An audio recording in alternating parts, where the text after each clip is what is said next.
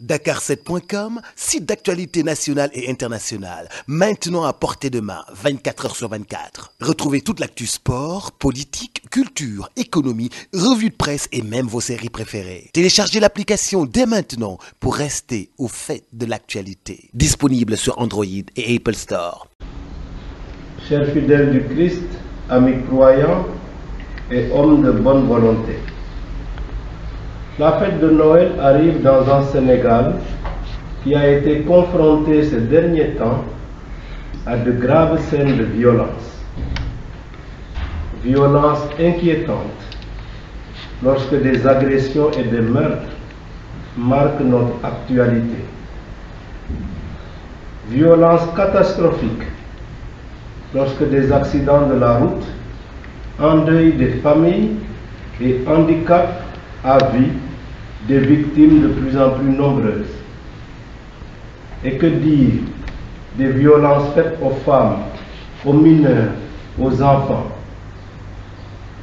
Que dire de ces multiples comportements déviants dont notre presse locale rend compte régulièrement? C'est à croire que notre société est malade. Malade de son manque de repères éthiques et moraux. Malade de sa précipitation et de son impatience. Malade de son déficit de conscience citoyenne. Malade de son indiscipline caractérisée. Malade de l'appât du gain et de ses tendances de plus en plus matérialistes et consuméristes. Mais notre société, qui célèbre pourtant la mort avec respect et dignité, quand elle survient au cœur de nos existences, est malade surtout de banaliser la vie, au point de tuer des hommes, des femmes, des enfants, sans vergogne, oubliant le précepte divin qui nous commande instamment « Tu ne commettras pas de meurtre ». Exode chapitre 20, verset 13. Face à la recrudescence de la violence dans notre société sénégalaise, des voix se sont élevées pour demander le rétablissement de la peine de mort, à titre dissuasif pour certains, à titre de vengeance, estiment simplement d'autres. Mais ne serait-ce pas là un recul regrettable par rapport à la culture de la vie que nous devons promouvoir? Car la peine de mort dont il s'agit ne peut malheureusement pas faire revenir à la vie terrestre la victime d'un meurtre. Par ailleurs, son application effective, au-delà de la sanction pénale, diminue la chance de conversion pour le meurtrier lui-même, qui doit assumer sa responsabilité. Ne devons-nous pas alors nous convaincre qu'une culture pour la vie est préférable à une culture pour la mort? J'écoute, que dira le Seigneur Dieu? Ce qu'il dit, c'est la paix pour son peuple et ses fidèles, mais qu'ils ne reviennent pas à leur folie. Ne tombons pas dans la folie d'ôter la vie à notre semblable, car la vie est un don de Dieu. C'est Dieu lui-même qui en est l'auteur et le maître. C'est lui qui nous a appelés à la vie, et c'est à lui qu'il appartient de nous en rappeler le moment venu. Celui qui tue ne s'expose pas seulement au jugement des hommes, mais aussi et surtout au jugement du Dieu de la vie. Noël, c'est la célébration de la vie donnée par Dieu.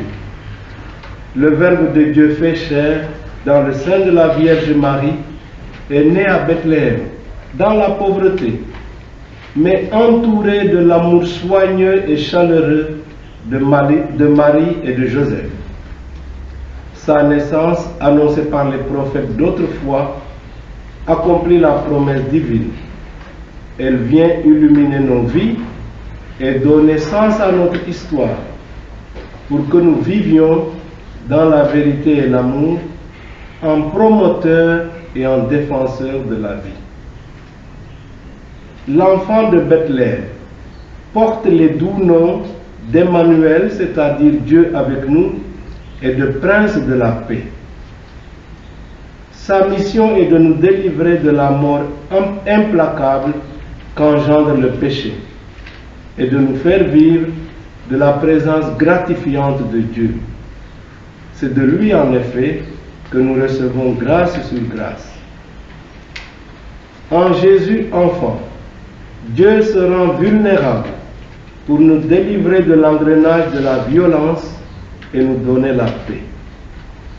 Tel est le sens du cœur des anges dans la nuit de Bethléem, lorsqu'ils proclament « Gloire à Dieu au plus haut des cieux et paix sur la terre aux hommes qu'il aime ». Que cette paix, venant de Dieu, inonde notre terre et ses habitants. Qu'elle chasse la guerre et apporte le réconfort à tous les blessés de la vie, aux malades, aux personnes seules, aux pauvres, aux victimes de la violence. Qu'elle protège notre pays de tout danger et soutienne ses efforts de développement pour tous. Qu'elle assure amour et protection aux enfants et aux mamans. Et qu'elle donne la fécondité aux couples qui rêvent tant d'avoir des enfants.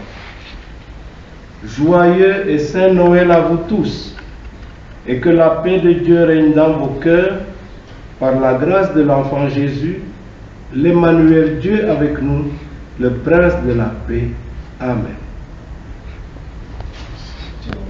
Dakar7.com, site d'actualité nationale et internationale, maintenant à portée de main, 24 heures sur 24. Retrouvez toute l'actu sport, politique, culture, économie, revues de presse et même vos séries préférées. Téléchargez l'application dès maintenant pour rester au fait de l'actualité. Disponible sur Android et Apple Store.